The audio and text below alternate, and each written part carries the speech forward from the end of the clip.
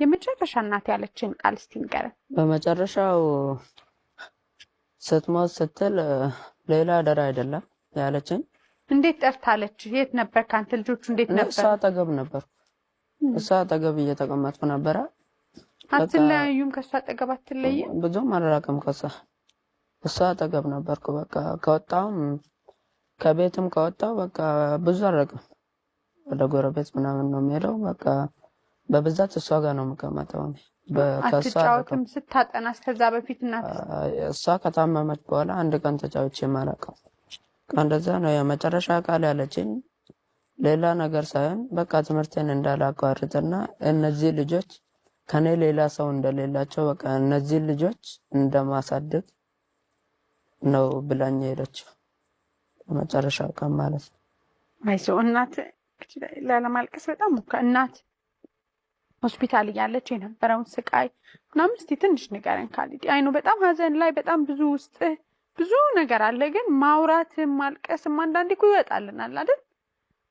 አባቴ ንገረን እስቲ። ብዙ ሰው አዝኗል፣ ብዙ ሰው አልቅሷል በአንተ፣ ግን ትንሽ ንገረን። እናትን ብቻ ስታስታምም በዚህ እድሜ ትንሽ ንገረን።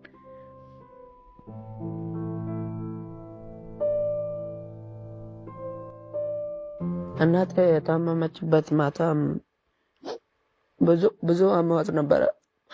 ከዛ በኋላ ወደ ሚሽን ጤና ጣቢያ የሚል እንትን አለ።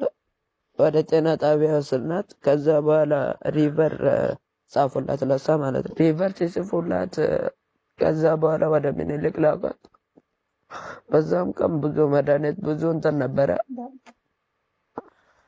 ያን ያህል ብቁ የሆነ ገንዘብም የለንም።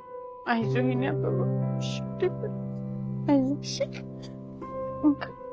ስጠን።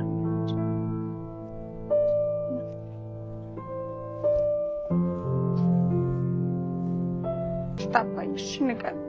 በመጀመሪያ ማታ ላይ ህመሟ ሲነሳበት ማለት ነው። ከዛ በፊት ህመሟ ሳይነሳበት በፊት ወርቃ ነበረ።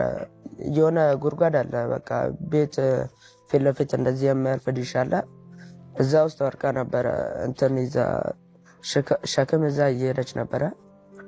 በዛ ጊዜ ወርቃ ነበረ። ከዛ በኋላ በሆዷ ነበረ ወደቀችው። ከዛ በኋላ ህመሟ ተነካና ያ ማታ በጣም አመማት። ከዛ በኋላ ወደ ጤና ጣቢያ ወሰድና ከጤና ጣቢያ ደግሞ ሪቨር ጽፎልን ወደ ቀጥታ ወደ ምኒልክ። ከዛ በኋላ ምኒልክ በቃ በእንትን ማስታገሻ ምናምን እየሰጧት ከዛ በኋላ ያ ማታ ነው ኦፕሬሽን የተደረገችው፣ ሰርጀሪ ማለት ነው። ሰርጀሪ የተደረገችው ያ ማታ በቃ